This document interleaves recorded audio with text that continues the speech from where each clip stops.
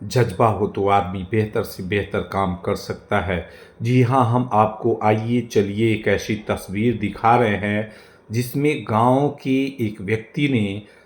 Company बैठा डाला मिट्टी के बर्तन बनाने का। सवाल ये भी है कि क्या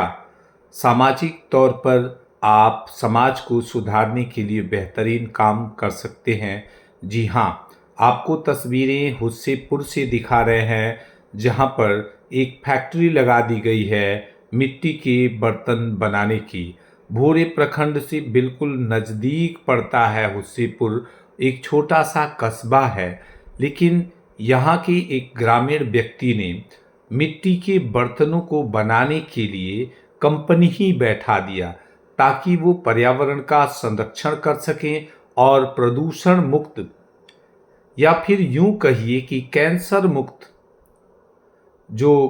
प्लास्टिक्स आते हैं जिसकी वजह से साबित किया गया है कि ये कारक हो सकते हैं, तो ऐसे माहौल में भी आप देख सकते हैं कि किस तरीके से मिट्टी के बने हुए बर्तन इस फैक्ट्री में सजाकर रखे गए हैं। और आप देखेंगे, ये देखिए गिलास, आप शादी विवाहों में या चाय के लिए इन गिलासों का इस्तेमाल भी कर सकते हैं, क्योंकि ये जो बर्तन हैं वो मजबूत भी हैं और पर्यावरण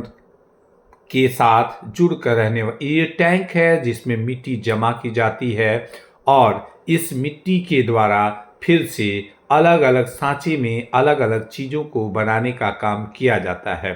आप देख सकते हैं यहाँ पर तस्वीरों में वो सांचा है जिसके माध्यम से जिस साइज का गिलास बनाना होगा उस हिसाब का गिलास आप बना सकते हैं।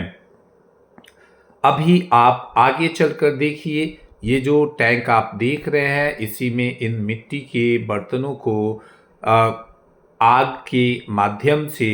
एक तरीके से जलाया जाता है और फिर तप्त होने के बाद इनका जो रंग है वो बिल्कुल लाल हो जाता है और तब ये जो कच्ची मिट्टी है वो पक जाती है और इसी मिट्टी के द्वारा फिर अन्य संसाधनों के माध्यम से अलग अलग तरीके के मिट्टी के बर्तन बना लिए जाते हैं। खास बात यह है कि जहाँ पर एक व्यक्ति को कठिन परिश्रम करने की ज़रूरत होती है, वहीं पर इन मशीनों के माध्यम से केवल मिट्टी को सांचे में डाला जाता है और फिर वो सांचे अलग अलग तरीके के